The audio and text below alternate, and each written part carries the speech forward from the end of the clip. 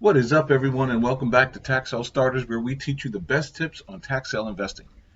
In today's video, I'm going to teach you my tip on how to decide whether to invest into tax liens, tax deeds, or redeemable deeds, so you can increase your investment opportunities, increase your ROI, and increase your overall success. So, if you're just getting started, or you've been investing in tax liens and want to get more knowledge and want to learn how to get the most out of your investments and time, then let's jump right in. Now, before I tell you my tip, there's one thing you need to know. Time is king. And what I mean by this is if you want to succeed in tax sale investing, you need to make sure that you can sift through and research a large number of properties quickly in order to find your ideal investments. Because picking the wrong properties increases your risk. And if you're dealing with liens or redeemable deeds, time plays a huge role in how long your investment can be sitting in a property before you can actually take possession or expect to make a return on your money. At the end of the day, all you should care about is generating a return on your money that will absolutely grow your money. And that's why in today's video, the one tip I'm going to share with you is really to help you invest in the right tax sale instrument so that you maximize your return. That said, let's just dive right into the tip of the day. And that tip is selecting the type of tax sale instrument to invest in is actually based on the amount of money you have to invest. Now, if you're familiar with tax sales, you know that there are typically three types of tax sale instruments: tax liens, tax deeds, and redeemable deeds. Let's break these down. Tax liens are similar to a mortgage because it's a public record of debt and generally prevents the owner from selling or refinancing the property unless the debt is paid. Investors purchase liens to receive a return on their investment without taking possession of the property. Anyway, the interest rates and the amount of time that property owner has to redeem the lien are actually set by the state, meaning every state is different.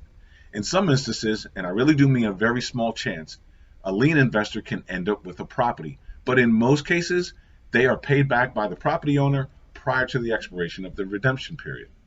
Now, tax deeds are the complete opposite. They are the actual sale of the property by the taxing authorities.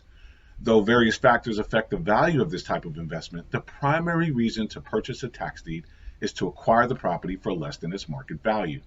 A tax deed is not like buying a home from its homeowner where a warranty deed is obtained. See, when you buy a home, for example, the title search is performed, and when the home is purchased, the deed received is called a warranty deed, and it protects the buyer from any title defects.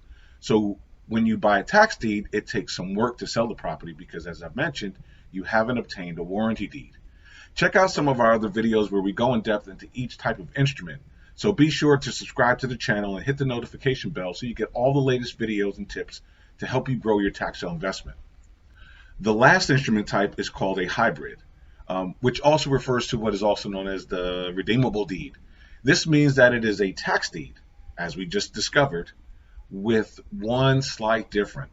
The property owner has an allotted amount of time to actually redeem the deed back, just like what happens with a lien. So it's a deed with a redemption period like a lien. Now that you have a better understanding of these three instruments, tax liens, tax deeds, and redeemable deeds, here is the tip on how to determine which one is actually right for you, and you'll want to write this down, so go ahead and grab a pen. If you're investing less than $50,000, invest into tax liens. If your investment capital is from $50,000 and up, think about investing in the deeds and redeemable deeds. Got it? Okay, now let's break these down in more detail. When you're investing less than $50,000, keep your investments flexible and diversify your investments into different types of properties, multiple states and counties, which in this case are liens. Remember, time is king. Investing with limited capital into tax deed, with whether redeemable or not, could easily eat up the entire $50,000 in one property. I'm not just talking about winning the bid, but all the expenditures that may follow to remodel the property, attorney fees, marketing the property, whether to rent or lease or sell, tons of stuff. The next level is over $50,000. Here your investment capital will perform best for you in deeds. Now, of course, you can stay with tax liens. Many investors prefer that avenue because of its simplicity. But if you're really looking to grow your portfolio and leverage property, getting into deeds at this point is ideal. There are financing options for liens and deeds, which we'll discuss in another video, but no, lenders are not interested in lending to individuals who don't have a proven track record and typically more than $500,000 under management.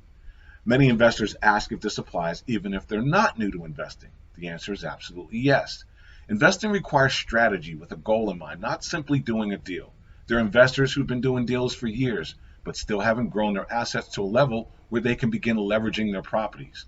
So remember, if you're just getting started and investing less than $50,000, start with tax liens. And once you get a little experience under your belt and you have more than $50,000, then consider stepping up to tax deeds.